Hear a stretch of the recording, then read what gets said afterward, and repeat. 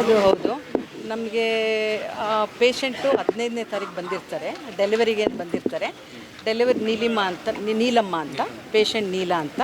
So ಅವರು delivery 15ನೇ ತಾರೀಕು ಆಗುತ್ತೆ. ಪ್ರೀ ಮೆಚ್ಯೂರ್ ಬೇಬಿ, 1 kg ಇರುತ್ತೆ ಮಗು. ಸೊ ಅದನ್ನು ಲೈಫ್ ಸೇವ್ ಮಾಡೋಕ್ಕೆ ಆಲ್ಮೋಸ್ಟ್ 1 ವಾರ ಇತ್ತು, ನಮ್ಮ ಹಾಸ್ಪಿಟ್ಲಲ್ಲೇ ಇತ್ತು.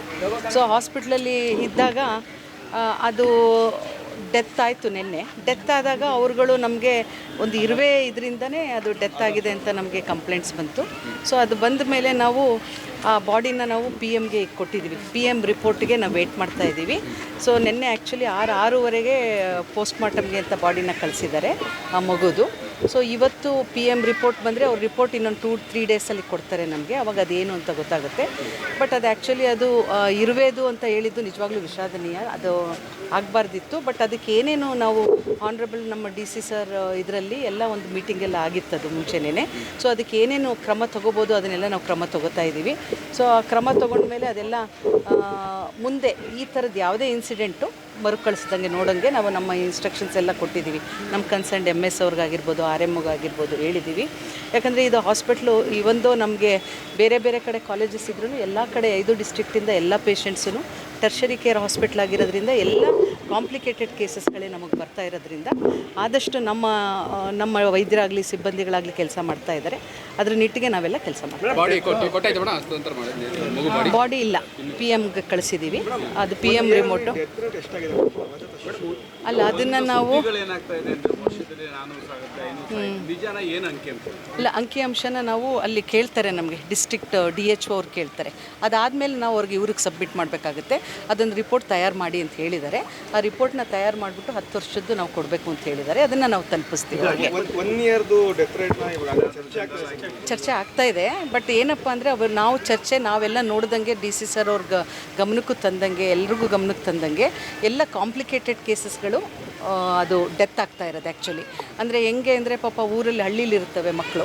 ಆ ಹಳ್ಳಿಯಿಂದ ತರಬೇಕಾದ್ರೇ ಎಷ್ಟೋ ಅದು ಆಲ್ಮೋಸ್ಟ್ ಫೈನಲ್ ಸ್ಟೇಜಲ್ಲಿ ಇರುತ್ತೆ ಮಕ್ಕಳು ಥರ ಅಷ್ಟೊತ್ತಿಗೆ. ಇಲ್ಲಿ ಬೇಗ ಐಡೆಂಟಿಫೈ ಆಗಿ ಬೇಗ ಬಂದರೆ ಮಕ್ಕಳುಗಳು ನಾವು ಸ್ವಲ್ಪ ಉಳಿಸ್ಬೋದೇನೋ ಅವನ್ನ. ತುಂಬ ಎಲ್ಲ ಏನಂದರೆ ಎನಿಮಿಕ್ ಪೇಷಂಟ್ಸ್ ಇರ್ತಾರೆ. ಯಾರು ಇದು ನಮ್ಮ ಆ್ಯಂಟಿನೇಟಲ್ ಮದರ್ಸ್ ಅಂತ ಏನು ಹೇಳ್ತೀವಿ, ಅವ್ರು ಎನಿಮಿಕ್ ಇದ್ದಾಗ ಮಕ್ಕಳು ನ್ಯಾಚುರಲಿ ಬೇಗ ಡೆಲಿವರಿ ಆಗಿ ಪ್ರೀಮೆಚ್ಯೂರ್ ಬೇಬೀಸ್ ಆಗುತ್ತೆ. ಪ್ರೀಮೆಚ್ಯೂರ್ ಆದ ತಕ್ಷಣವೇ ರೆಸ್ಪಿರೇಟರಿ ಡಿಸ್ಟ್ರೆಸ್ ಅಂತೀವಿ, ಅವಕ್ಕೆ ಲಂಗ್ಸು ಕರೆಕ್ಟಾಗಿ ವರ್ಕ್ ಆಗಲ್ಲ. ಸೊ ಅಂಥ ಟೈಮಲ್ಲೇ ಅಂಥ ಡೆತ್ಗಳೇ ಜಾಸ್ತಿ ಆಗಿದೆ ಇಲ್ಲಿ. ಅಲ್ಲ ಅದು ಒಂದು ನಾವು ಒಂದು ಹೇಳಿ ಅದು ಲಾಸ್ಟ್ ಒಂದು 10 ಇಯರ್ಸ್ದು ಕಲೆ ಹಾಕಿದ್ವಿ ಮಾಹಿತಿ.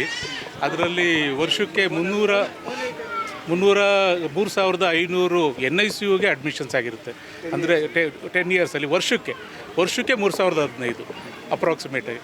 ಸೊ ಅಷ್ಟು ಅಡ್ಮಿಷನ್ಸು ತೀವ್ರ ನಿಗಾ ಘಟಕದಲ್ಲಿ ಆಗಿರುತ್ತೆ. ಅಂದರೆ ಎಲ್ಲ ಎಮರ್ಜೆನ್ಸಿ ಕೇಸಸ್ಸು. ಅದರಲ್ಲಿ 450 ಡೆತ್ಸ್ ಆಗಿರ್ತವೆ. ಇನ್ನು ಮಿಕ್ಕಿದ್ದನ್ನೆಲ್ಲ ನಾವು ಕಾಪಾಡಿರ್ತೀವಿ. ಅಂದರೆ 90% ನಾವು ಕಾಪಾಡಿದ್ವಿ, 10% ಡೆತ್ಸ್ ಆಗಿದೆ. ಈಗ 10 ವರ್ಷದ ನಾವು ಕಲೆ ಮಾಹಿತಿ ನಮ್ಮ ಡೆತ್ ರೇಟು 13% ಬಂದಿದೆ. ಅಲ್ಲಿಗೆ 87% ಮಕ್ಕಳನ್ನ ತೀವ್ರ ಪರಿಸ್ಥಿತಿಯಲ್ಲಿ ಬಂದವ್ರನ್ನ ಬದುಕಿಸಿದ್ವಿ. 13% ಬದುಕಿಸ್ಲಿಕ್ಕೆ ಸಾಧ್ಯ ಆಗಿಲ್ಲ. ಅದನ್ನು ಬದುಕಿಸ್ಬೇಕು ಅಂದ್ಬಿಟ್ಟು ನಮ್ಮ DC ಸಾಹೇಬರು ಮೊನ್ನೆ ಎಲ್ಲ ಇದನ್ನೆಲ್ಲ ಮಾಡಿದ್ದಾರೆ, ತನಿಖೆ ಮಾಡಿ ನಾವು ಒಂದು ಪಾಪನೂ ಕೂಡ ಕಳ್ಕೊಬಾರ್ದು ಅಂತ ಹೇಳಿದ್ದಾರೆ. ಅದ್ರ ನಿಟ್ಟಿನಲ್ಲಿ ಕಾರ್ಯ ಮಾಡ್ಕೊಳ್ತಾ ಇದ್ದೀವಿ. ಪರವಾಗಿಲ್ಲ ಸರ್. ಮುಂಚೆ ಇದ್ದ ಇಯರ್ಸ್ಗೆ ಹೋಲಿಸ್ಕೊಂಡ್ರೆ ಇವಾಗ ತುಂಬ ಕಡಿಮೆ ಆಗಿದೆ.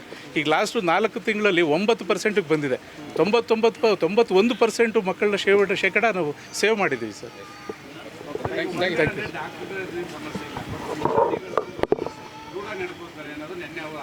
ಇಲ್ಲ ಸರ್, ಇಲ್ಲ ಅದ್ರ ಬಗ್ಗೆ ನಾವು ಈಗ ಒಂದು ತನಿಖೆ ಮಾಡ್ತಿದ್ದೀವಿ ಮೇಡಮ್. ಅದು ಏನಂದರೆ ಏಜೆನ್ಸಿಯವ್ರಿಗೆ ನಾವೀಗ ನಾನು ಹೇಳಿದ್ದೀನಿ, ನೀವು ಹೇಳ್ದಂಗೆ ತುಂಬ ಹರಿದಾಡ್ತಾ ಇತ್ತಲ್ಲ, ಅದನ್ನು ನೋಡಿ ಅದನ್ನು ಮಾಹಿತಿ ತೊಗೊಂಡು ಕನ್ಸರ್ನ್ಡ್ ಏಜೆನ್ಸಿಯವ್ರಿಗೆ ಹಾಕಿ ರೀಪ್ಲೇಸ್ ಮಾಡೋಕ್ಕೆ ಹೇಳ್ತಾ ಇದ್ದೀವಿ. ಅವ್ರನ್ನ ತೆಗೆದಾಕಬೇಕು, ಬೇರೆಯವ್ರನ್ನ ಕೊಡಬೇಕು, ಒಳ್ಳೆ ಕೆಲಸ ಮಾಡೋರು ನಮಗೆ ಬೇಕು ಅಂತ ಹೇಳ್ತಾ ಇದ್ದೀವಿ.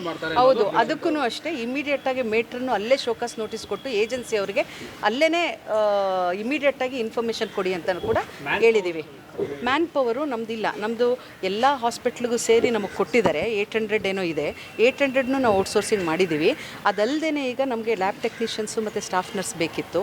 ಅದನ್ನು ಸರ್ವಿಸ್ ಕಾಂಟ್ರಾಕ್ಟ್ ಅಂತೀವಿ. ಅಂದರೆ ಸ್ಯಾಂಕ್ಷನ್ ಪೋಸ್ಟ್ ಇಲ್ಲದೇ ನಾವು ತೊಗೋಬೋದು. ಅದನ್ನು ನಮ್ಮ ಹೈಯರ್ ಅಪ್ಸು ನಮ್ಮದು FC ಮತ್ತು GC ಅಂತಿರುತ್ತೆ, ಅಲ್ಲಿ ಪರ್ಮಿಷನ್ ತೊಗೊಂಡು ಸರ್ವಿಸ್ ಕಾಂಟ್ರಾಕ್ಟ್ಗೆ, ಸ್ಯಾಂಕ್ಷನ್ ಪೋಸ್ಟ್ ಬೇಡ ಅದಕ್ಕೆ, ನಮ್ಮ ಇಂಟರ್ನಲ್ ರಿಸೋರ್ಸಲ್ಲಿ ನಾವು ಮಾಡ್ತೀವಿ ಅಂತ ಅದಕ್ಕೂ ಪರ್ಮಿಷನ್ ತೊಗೊಂಡಿದ್ದೀವಿ. ಸೊ ಮ್ಯಾನೇಜ್ ಮಾಡೋಕ್ಕೆ ಯಾವ ಥರ ನಮ್ಮ ಕಡೆಯಿಂದ ಸಾಧ್ಯನೋ ಅದನ್ನೆಲ್ಲ ನಾವು ಮಾಡ್ತಾಯಿದ್ದೀವಿ.